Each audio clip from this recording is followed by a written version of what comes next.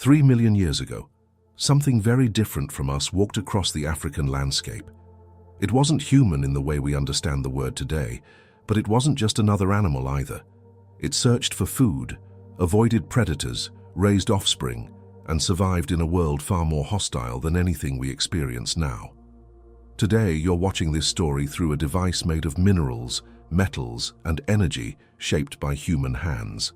And yet, that creature from the distant past is not as disconnected from you as it seems. Modern life has a strange effect on us. Surrounded by cities, screens, and artificial environments, it's easy to forget that everything we've built comes from nature, and that we are still part of it. Every piece of technology, no matter how advanced, traces its origins back to stone, wood, fire, and water. The human story is not separate from the natural world. It is one of its most improbable chapters. Before we dive back in, let us know where you're watching from in the comments. If you're enjoying the content, hit subscribe. It really helps the channel. And to everyone already subscribed and following Primal Roots, thank you for the support. And here is the part most people never learn. For almost all of our existence, we were not the only humans on this planet. Right now, there is only one human species alive. That feels normal to us. But for millions of years, it was the exception rather than the rule. Our planet was once shared by many different kinds of humans, close relatives who walked upright, made tools, raised families, and adapted to their own environments. Some looked familiar, others looked strange. None of them were stepping stones toward us. They were complete experiments of nature, just like we are. This story begins by breaking one of the most powerful and misleading images ever created: the idea that human evolution was a straight line. You've seen it before, the famous illustration of a chimp-like creature slowly standing taller until it becomes a modern human. That image is simple, memorable, and deeply wrong. Humans did not evolve from chimpanzees. No chimp ever turned into a person. Humans and chimpanzees share a common ancestor that lived around 7 million years ago. And since then, both lineages have been evolving in their own directions. Evolution doesn't move toward a goal. It doesn't aim for intelligence, technology, or civilization. It simply responds to survival. The truth is far more complex and far more interesting.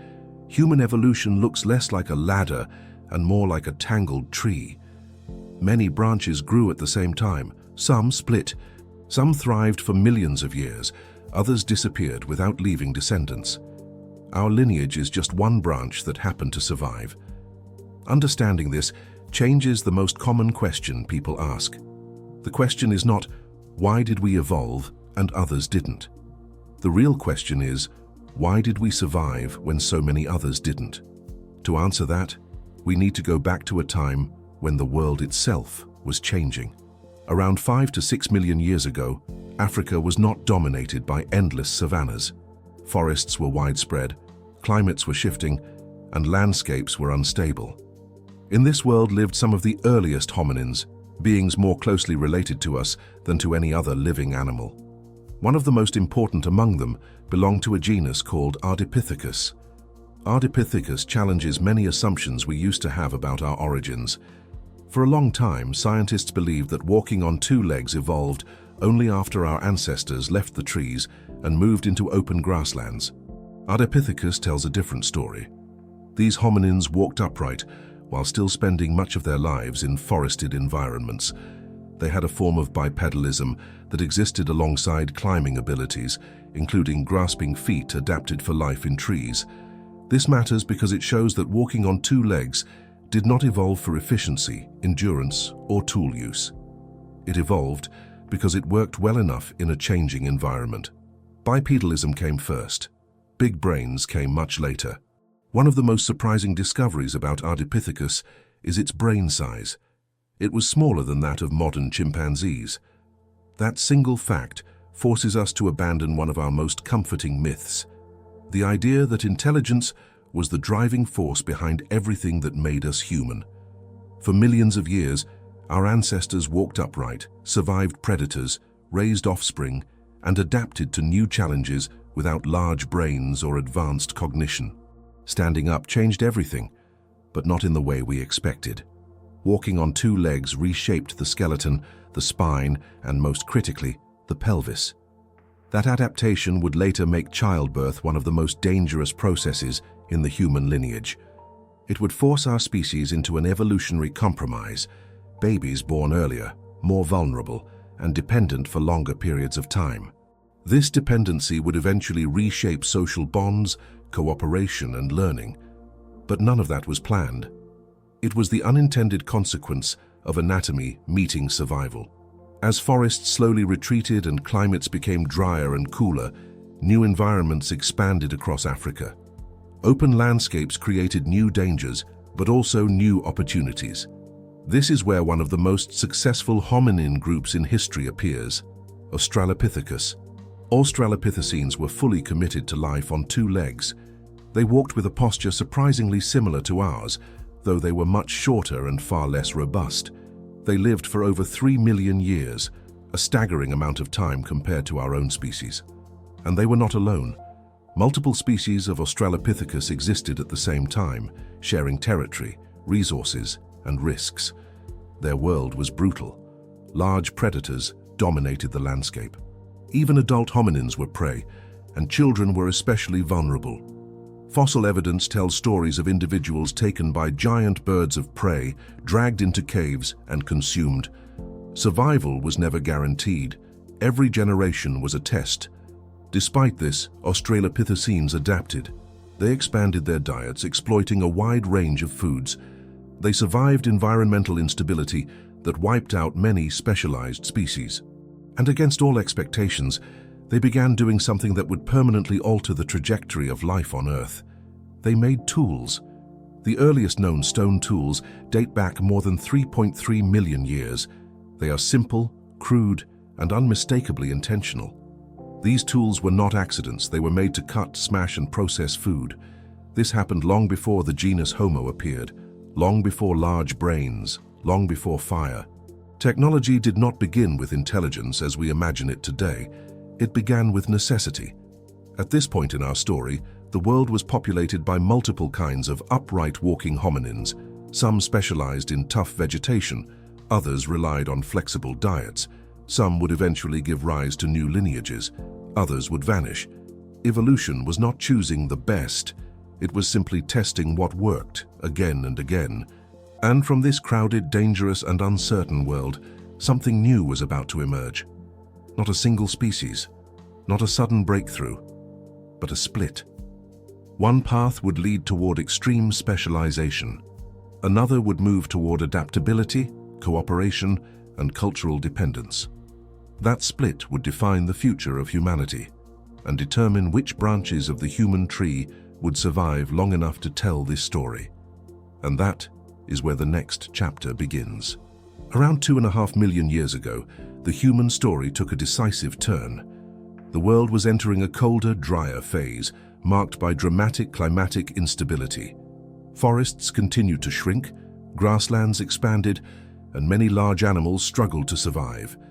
In this environment of pressure and uncertainty, a single lineage of hominins began to change in ways that would quietly reshape the future of life on Earth.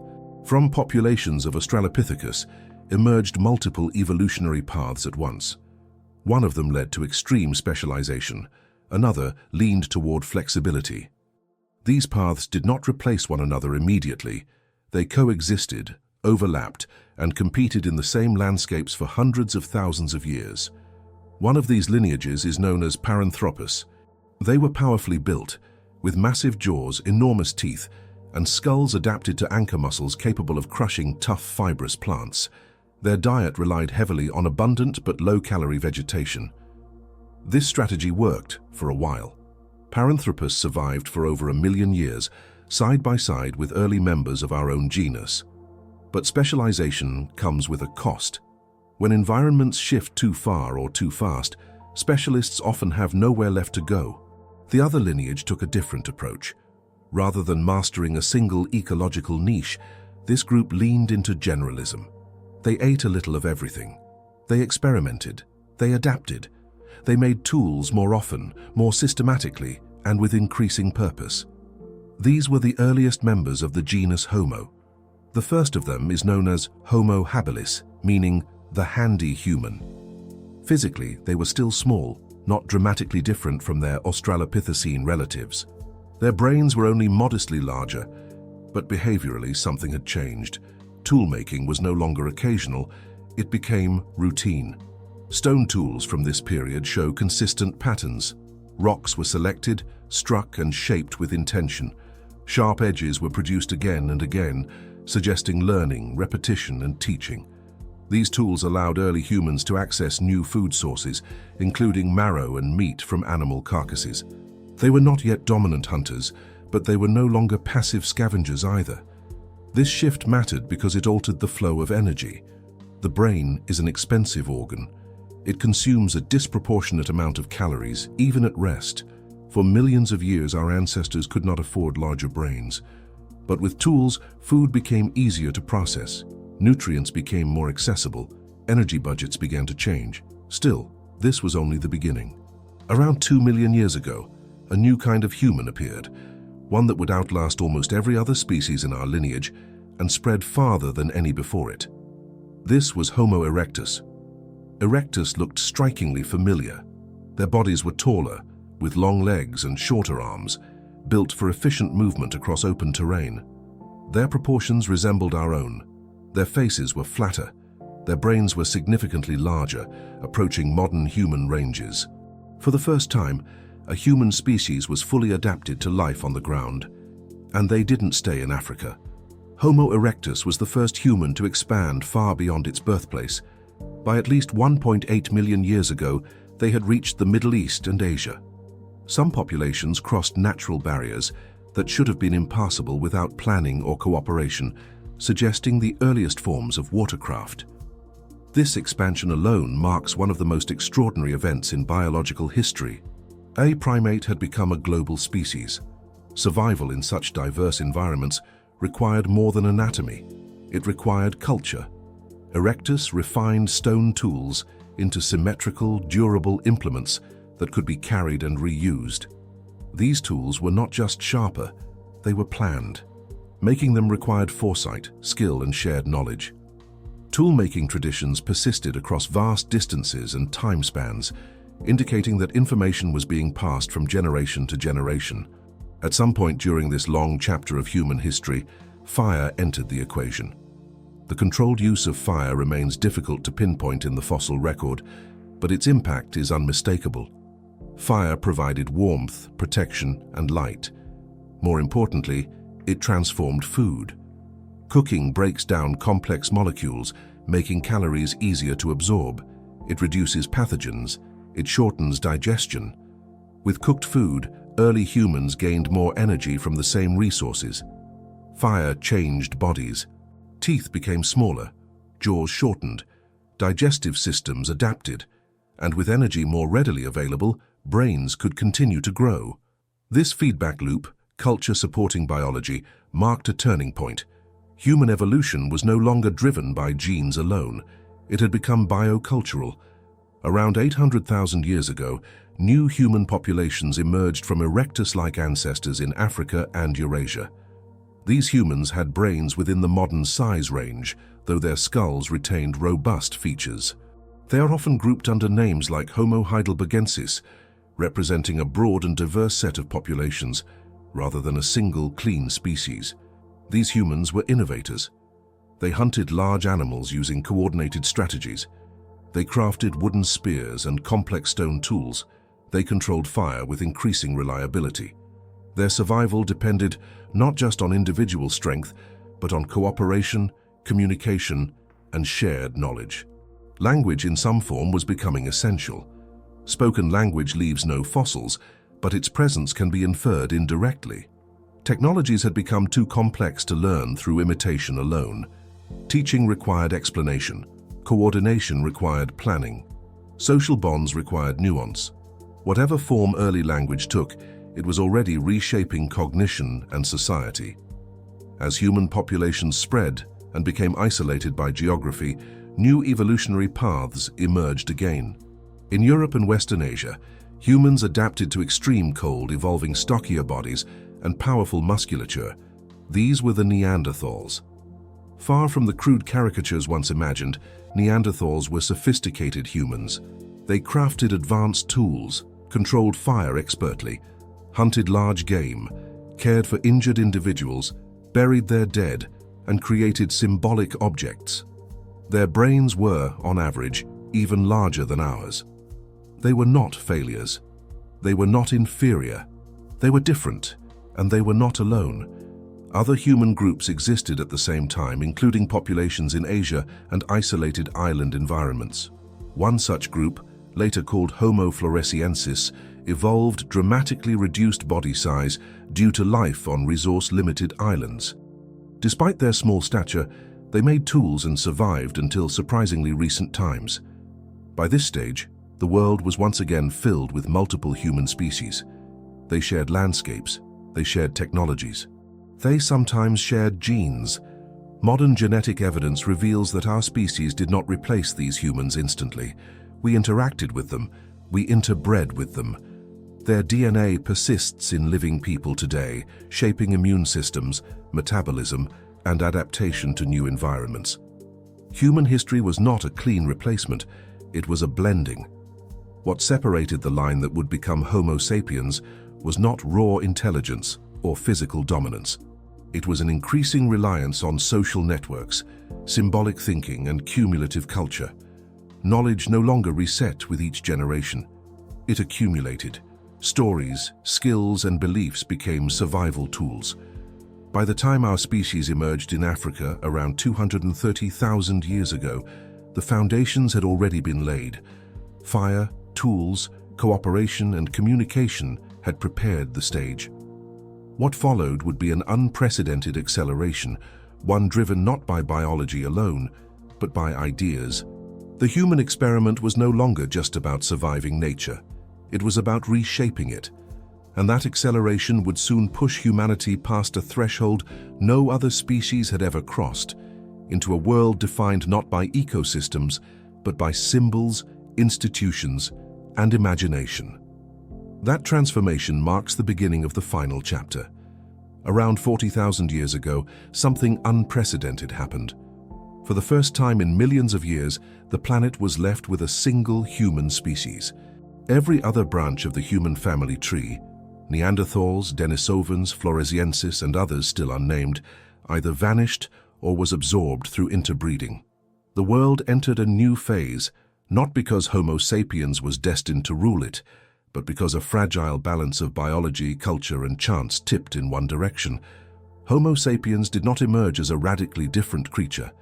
Anatomically, early sapiens were lean, dark-skinned, and adapted to tropical environments. Their skeletons were lighter than those of Neanderthals, their muscles less powerful, their bodies less specialized for cold. What distinguished them was not strength or brain size, but structure. Their skulls were rounder, their faces flatter, and their brains reorganized in subtle but critical ways, particularly in regions associated with abstraction, planning, and social cognition. These differences reshaped how information moved through groups. Knowledge became more than a tool for survival.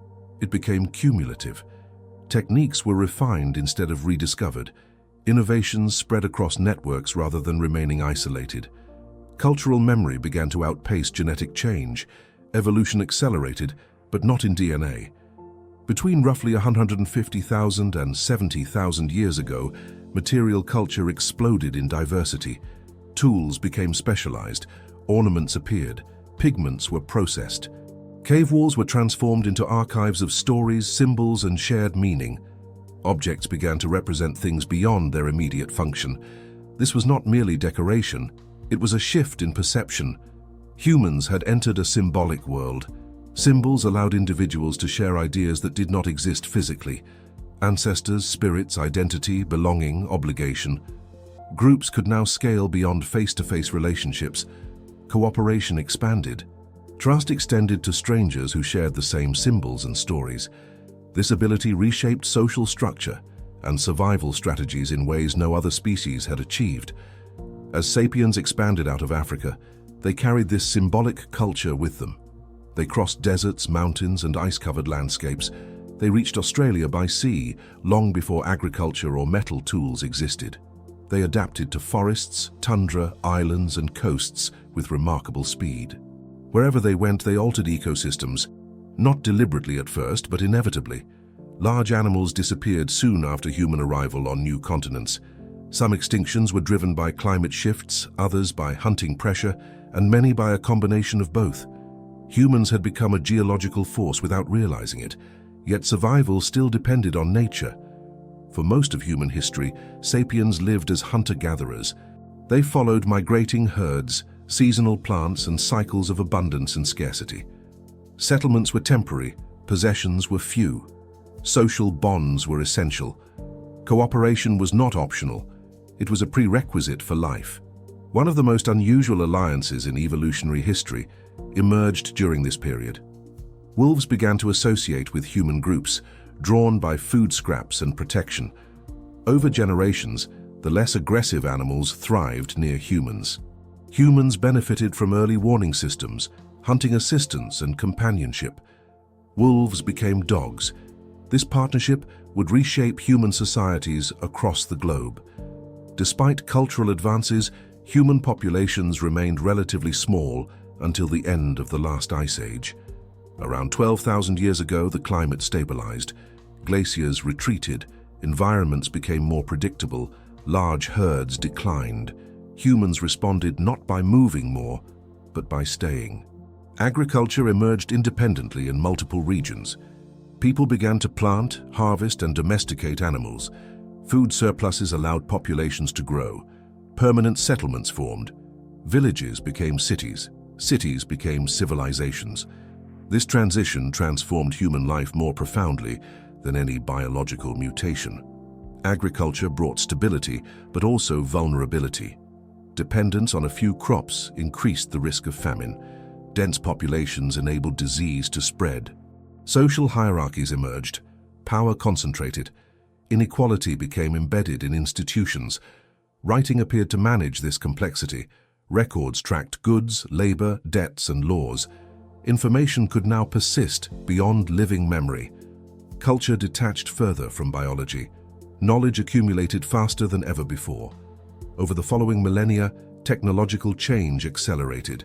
Bronze replaced stone, iron replaced bronze, machines replaced muscle. Energy sources multiplied, from firewood to fossil fuels. Each transition amplified human influence on the planet. Humans reshaped rivers, forests, coastlines, and atmosphere. They built networks that spanned continents. They created systems so complex that no individual fully understood them. Civilization became a self-reinforcing process. At some point, humanity crossed a threshold.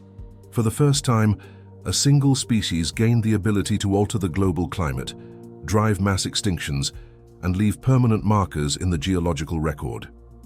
This new epoch is often called the Anthropocene, a recognition that human activity rivals natural forces in shaping Earth's future.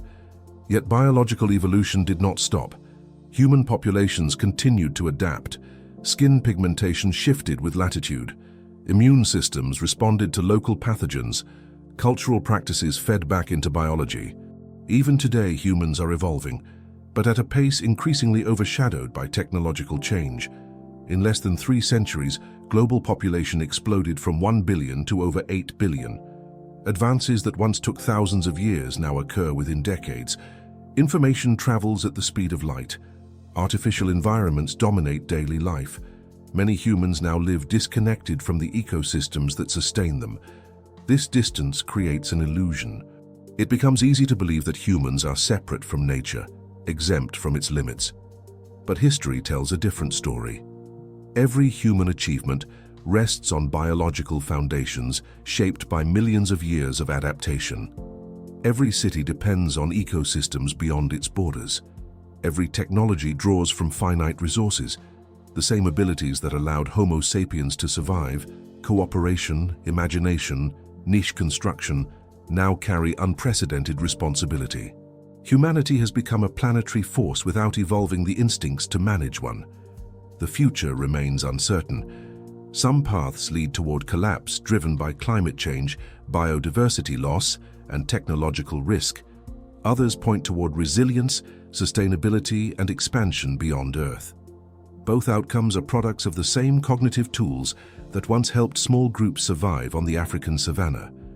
Looking forward requires looking back. The human story is not one of inevitable progress. It is a sequence of experiments, most of which failed. We are not the final form of humanity. We are the current one. Our existence is contingent, fragile, and temporary on geological timescales. For millions of years, the Earth hosted many human species at once.